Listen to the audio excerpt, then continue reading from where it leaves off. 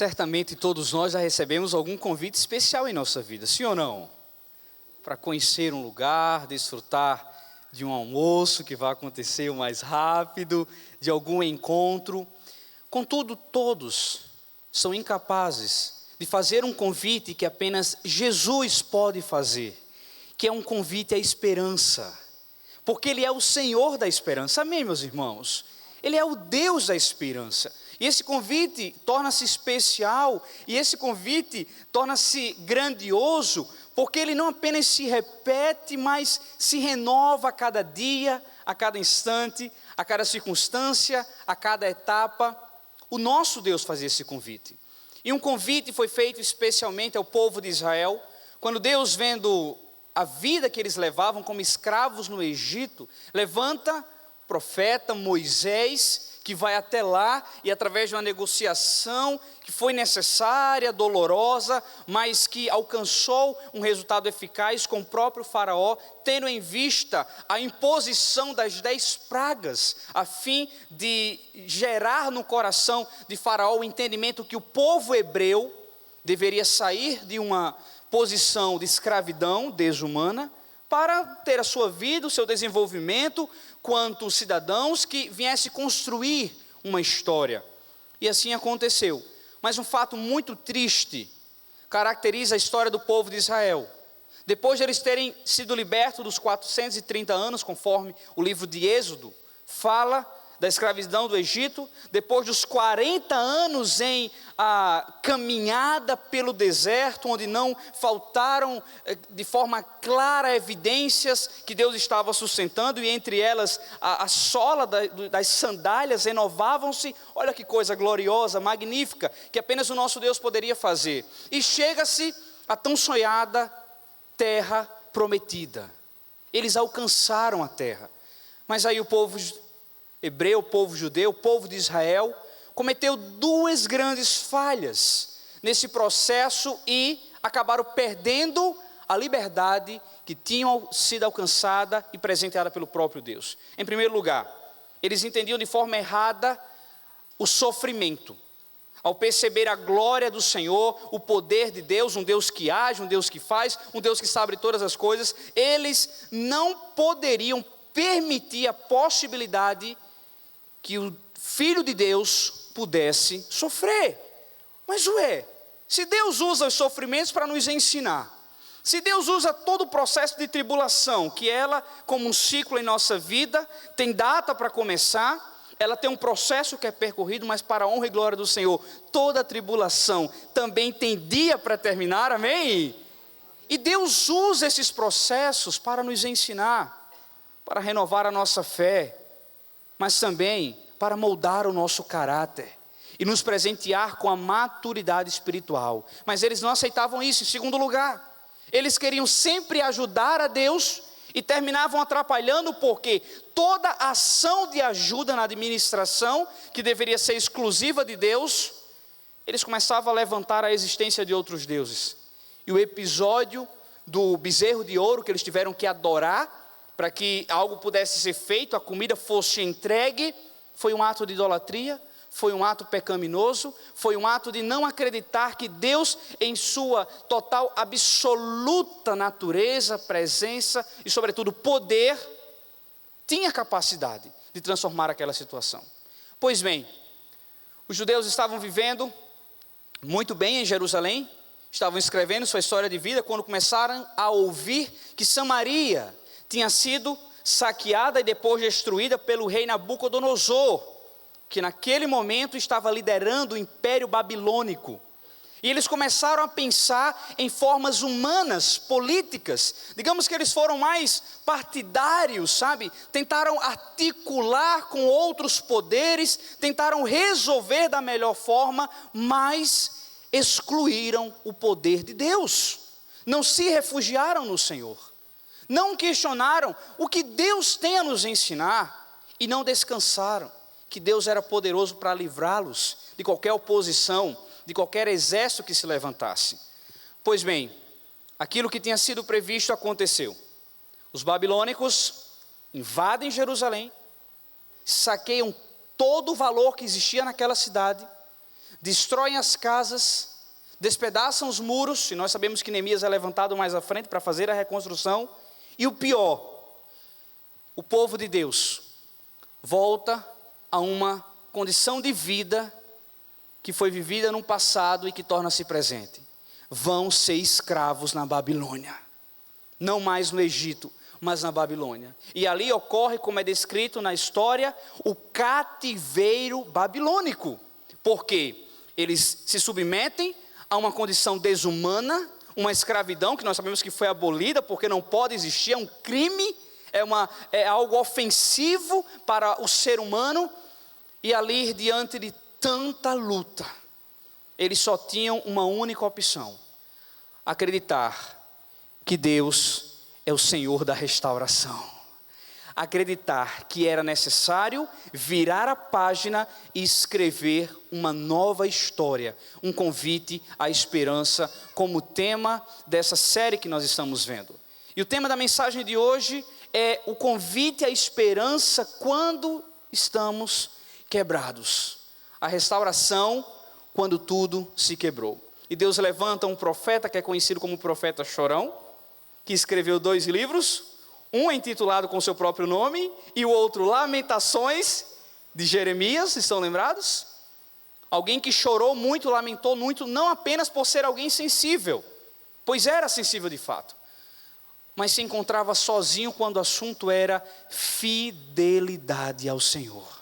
Encontrava-se sozinho quando estava ali disposto a confiar em Deus e não permitir que a ansiedade viesse destruir o seu coração. Pois bem, iremos embarcar agora um pouco nos relatos de uma experiência gloriosa de Jeremias, quando Deus o leva à casa do oleiro. Abra, por favor, sua Bíblia no livro de Jeremias, capítulo 18, do verso 1 ao verso 6. Esta é a palavra que veio a Jeremias da parte do Senhor: vá à casa do oleiro, e ali você ouvirá a minha mensagem. Então fui à casa do oleiro, e o vi trabalhando com a roda. Mas o vaso de barro que ele estava formando estragou-se em suas mãos. E ele o refez, moldando outro vaso de acordo com a sua vontade. Então o Senhor dirigiu-me a palavra: ó comunidade de Israel, será que eu não posso agir com vocês como fez o oleiro? Pergunta o Senhor. Como barro nas mãos do oleiro, assim são vocês nas minhas mãos, ó comunidade de Israel. Louvado seja o Senhor por sua palavra, amém? Vamos orar pedindo a graça do Senhor para nos conduzir ao entendimento adequado. Senhor, nós estamos em tua presença e te suplicamos esse instante que o teu Santo Espírito fale ao nosso coração. Nós recebemos o teu convite para restaurar o que está quebrado. Nós queremos, à luz da tua santa palavra, tirarmos as lições apropriadas, mas sobretudo, aplicá-las em nossa vida desde agora, Pai. Começar agora a praticar tudo o que iremos aprender. Que o teu Santo Espírito nos conduza, pois apenas Ele tem poder para falar ao nosso coração. Em nome de Jesus. Amém. O que nós vemos aqui, um profeta lamentando, um profeta que vê o seu povo viver uma situação terrível, não ver aquele povo disposto a dar uma volta por cima, não ver aquele povo disposto a virar a página, e assim é o passado em nossa vida, ele é imutável, mas o passado tem um poder de nos conduzir a um presente abençoado, quando o passado não é razão de terror para mim, não causa terrorismos. Quando eu volto ao passado para revisitar os erros que cometi, o meu coração não fica fragilizado. Não há condenação que venha sobre a minha vida nem sobre a tua vida, porque o sangue de Jesus já nos perdoou de todo pecado, amém? Mas revisitar o passado quando o assunto é erros cometidos é uma forma poderosa de não voltá-los a repeti-los no presente. A dizer, olha, naquela área ali, eu já muito aprendi. Naquela situação que eu vivi, se porventura houver uma parecida no presente, eu tenho que ter mais cautela, mais cuidado, porque eu sei que pode ser destruidor. E aí nós vemos o nosso Deus, em uma aula prática, levando o seu servo, o seu profeta à casa do oleiro, para que ele pudesse entender quais as ações do Senhor, enfim. Meus amados irmãos, de acordo com John Maxwell, o sucesso de amanhã começa hoje. Nós não podemos mais prolongar a data de virar a página daquilo que já é passado. Que essa decisão em nome de Jesus seja feita hoje. Que possamos acreditar que virando a página, permitindo que Deus venha com o seu poder aceitar o seu convite de esperança, de restauração, nada mais é do que dizer: Senhor, eu vou aprender com o que eu tenho que aprender, mas eu irei me esforçar e com a tua ajuda, procurar alcançar os teus santos projetos. Mas vejamos aqui algumas lições práticas. Virando a página para reconstruir o que se quebrou. Pessoas quebram o nosso coração. Notícias machucam o nosso coração. Circunstâncias despedaçam o nosso coração. Mas existe apenas um Deus capaz de reconstruir todo e qualquer coração. E esse Deus tem nome, chama-se Jesus Cristo. E é o nosso oleiro. Primeira lição, para reconstruirmos o que quebrou, é entender que Deus tem um projeto perfeito para a tua vida. Deus tem um projeto perfeito para a nossa vida. E eu entendo essa verdade quando penso que não sou mais um na multidão, mas para o Senhor, preste atenção, recebe essa palavra profética, você é único mesmo na multidão, porque o nosso Deus é um Deus pessoal. Quando nós falamos das disciplinas espirituais, tais como oração, jejum, leitura da palavra, nada mais são do que meios para que Deus se torne ainda mais pessoal, e que eu o busque, e que eu o adore, e que eu leve em consideração o seu querer.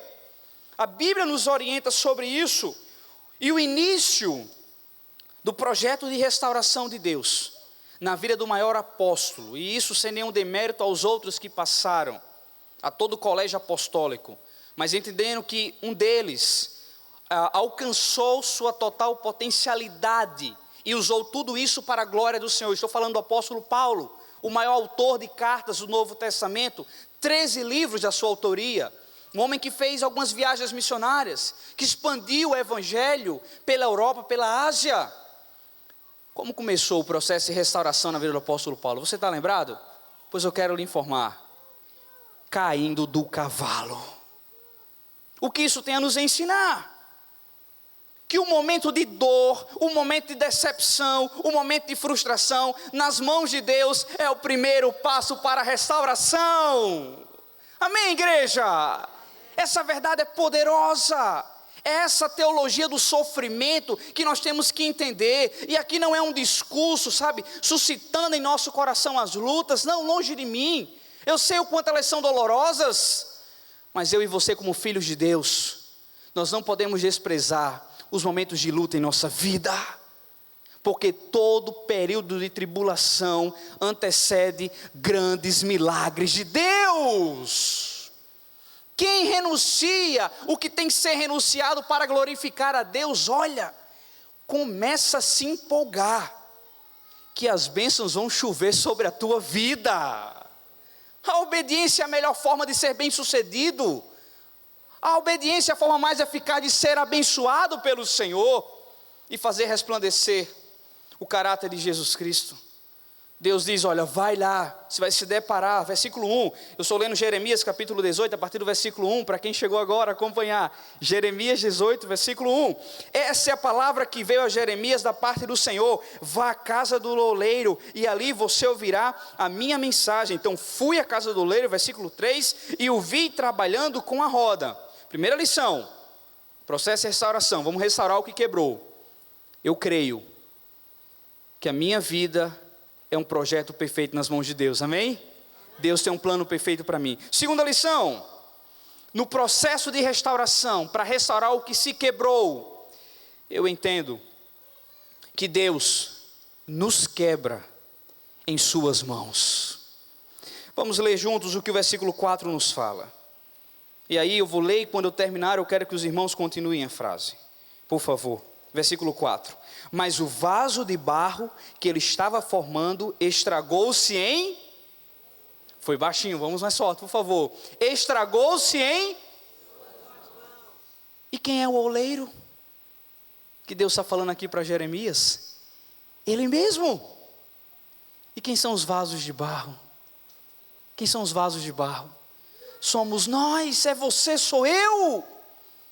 Então, a partir do momento que eu entendo, pessoas são maldosas, circunstâncias são indesejadas, meu coração é enganoso, muitas vezes meu desejo é precipitado, minhas decisões são precipitadas, e eu me encontro muitas vezes, ou melhor, sempre com o coração despedaçado. Mas minha alegria está, nem um caquinho caiu fora das mãos de Deus. O Senhor não colocou nenhum pedacinho no lixo. Talvez Ele voltou. Me fez voltar, Ele fez voltar a nossa condição, como nós viemos e um dia voltaremos, ao pó, ao barro. Mas Ele só torna-se barro, quando Ele quer fazer um vaso mais forte, um vaso mais honroso. E um vaso que vai ser um instrumento para a sua glória. Jeremias precisava entender isso. Então o Senhor não te jogou no lixo.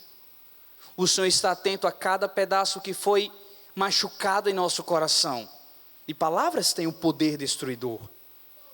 Foi uma palavra que... São palavras que muitas vezes vêm sobre a nossa vida, que exterminam os nossos sonhos, os nossos projetos. Mas é interessante notarmos que assim como foi Deus que endureceu o coração de Faraó, foi Deus que permitiu que Nabucodonosor invadisse Jerusalém, que o povo de Israel se submetesse a mais uma vez um regime de escravidão, porque ali, naquele momento de dor, Deus iria refazer o vaso. E essa é a terceira lição que eu compartilho com vocês essa noite. Processos de restauração são momentos dolorosos. Pessoas fazem por questões de estética ou de saúde algumas cirurgias plásticas no nariz, né? E eu vejo, sempre levo um susto quando eu vejo alguém que se operou, tirou esse cima aqui, o nariz está mais fininho, sabe que é todo roxo, né? Os olhos, é doloroso. Porém, mais à frente, vai facilitar a respiração. E assim a nossa vida. Não é legal se submeter a processos cirúrgicos, não é. Mas eles são eficazes quando tiram da nossa vida aquilo que é ofensivo. E nos faz entender, Senhor, foi terrível. Antes de se operar, durante a cirurgia, os dias que eu passei depois, mas quando há uma recuperação e você está 100%, você diz, glória a Deus pela vida que estou tendo. Então as tribulações, o tratar do Senhor, o moldar do Senhor, não é fácil, mas é necessário para a minha vida e para a tua vida. Porque nós precisamos focar não naquilo simplesmente que está acontecendo, mas nós precisamos acreditar no final. E que final é esse para os filhos do Senhor? É um final glorioso. Se Neemias se deparou com ruínas, com os muros que protegiam Jerusalém destruídos, como foi que ele contemplou o final da construção? Os muros erguidos, as portas levantadas, e o seu coração regozijante no Senhor. Em nome de Jesus, não foque apenas para a tribulação, não foque apenas para o tratamento, mas comece a agradecer pelo resultado final, pois Deus o fará uma mulher de caráter, Deus o fará um homem de caráter, Deus nos fará pessoas que brilham não por terem luz própria, mas porque resplandecem a luz de Jesus Cristo. E é por isso que nós temos vida, para resplandecer a glória de Cristo. Em 2 Coríntios capítulo 4, versículo 7, se você puder anotar em algum lugar esse versículo, ele é muito bonito. E tem tudo a ver com o que estamos falando, 2 Coríntios, capítulo 4, versículo 7. O apóstolo Paulo diz, temos, porém, este tesouro em vasos de barro, para que a excelência do poder seja de Deus e não de nós. Nós não temos capacidade, somos frágeis. E está aí a zica, para mostrar o quanto nós somos frágeis, sim ou não? Uma muriçoquinha, um mosquitinho desse tamanho, mas que arreia. Dormimos bem muitas vezes e no outro dia acordamos acabados, com dores, depressivos. Porque somos frágeis. E como o Tiago fala, somos uma neblina que está ali em um curto período de tempo e depois desaparece. Mas se há valor, esse valor não está por fora. Se existe uma admiração, essa admiração não está por fora, em nada que eu tenho, nem no nosso intelectual, mas está no tesouro que vive dentro de nós, que tem nome e a maior riqueza que o mundo já viu: Jesus Cristo. Aí está a tua preciosidade, aí está a nossa preciosidade. E em um mundo onde existe uma busca repleta de insanidade pela estética, e não há uma valorização do templo que faz morada do Espírito Santo de Deus, que é o nosso coração, não vale de nada. Tamanho sacrifício, tamanho disciplina. É por isso que nós precisamos focar em nosso coração, na nossa vida, como prioridade. E aí começa os processos de restauração. Primeiro restaura o quê? O templo. Se teu coração alguém despedaçou, sabe, machucou, circunstâncias, pessoas, primeiro tem que restaurar o templo. E por mais que estejamos em um belo, aconchegante, climatizado auditório, mas nós não estamos na igreja. O templo somos nós, o templo é você, sou eu. Então a primeira coisa a restaurar o nosso coração é o templo. Espera aí, como é que está essa moradia de Jesus em meu coração? Eu tenho o tratado como hóspede, ou ele é o dono da minha residência? Ou ele é o dono do meu coração e da minha vida? Segundo lugar, restaurar a adoração. E a adoração, mais do que palavras e canções, é uma vida de devoção, de piedade, de obediência. É uma santidade que através de cada posicionamento, de cada pensamento que reflete a pureza, o que é justo, o que é bom, eu estou engrandecendo o nome do Senhor. E quando peco, porque todos nós somos pecadores, e o maior pecador desse auditório está com o microfone agora falando para vocês. A questão não está na presença do pecado, mas a rejeição que nós precisamos ter, quando a ficha cair, e pensarmos aquilo que eu fiz desagradou ao Senhor, porque o caos estava instalado na vida do filho pródigo, quando ele ficou desempregado. O caos estava instalado quando ele ficou sem dinheiro. O caos estava instalado quando ele olhou para um lado e para o outro: não tenho amigos, não tenho moradia, não tenho nada. Mas o que foi que ele fez? Insistiu um pouco mais. Não, se eu entrar no mercado de trabalho vai dar tudo certo. Basta apenas que eu apresente minha capacidade, minhas habilidades para alguém que possa me empregar. E ele chegou em um possível lugar assim, e o que foi que aquele dono da casa ofereceu a ele? Apenas dormida e a alimentação, que seria o resto da comida dos porcos. E naquele momento a Bíblia fala que ele cai em si. E ele diz: meu Deus, eu tenho que restaurar o templo que é o meu coração. Eu tenho que restaurar a minha adoração, porque nem os servos do meu pai, os servos do meu pai, vivem numa condição desumana como essa. E ele volta para casa. Cair em si é necessário para a nossa vida. Vamos recapitular. Em primeiro lugar, eu entendo que Deus tem um projeto perfeito para a minha vida, amém? Quantos aqui são um projeto perfeito nas mãos de Deus? Digam amém. Amém, essa é a certeza que nos guia, nunca devemos esquecer isso. Segunda lição, nós vemos que Deus nos quebra em suas mãos. Estamos despedaçados, muitas vezes, mas nas mãos de Deus. Terceiro lugar, eu entendo que são processos dolorosos. O tratamento do Senhor não é fácil, Hebreus 12. É um tratamento, são disciplinas, são orientações que nos levam a muitas posições tristes, até mesmo de questionamento. E o pecado não está em questionar, pois o próprio Jesus na cruz perguntou: Pai, por que me desamparastes? O problema está em se fechar no questionamento. Mas nós agimos corretamente quando questionamos e logo em seguida uma convicção invade o nosso coração: Pai, mesmo diante de toda dor, tua vontade é boa, perfeita e agradável. Mesmo diante de ter perdido o que eu amava, o que era importante para mim, o Senhor é fiel em todo o tempo. Mesmo diante de uma escassez inexplicável, eu acredito e eu declaro: Senhor, Tu és a minha porção, e Te tendo, eu tenho tudo, mesmo sem ter nada. Por fim, quarto lugar, restaurar o que se quebrou, é acreditar que com esse oleiro, chamado Jesus Cristo, o final sempre será feliz.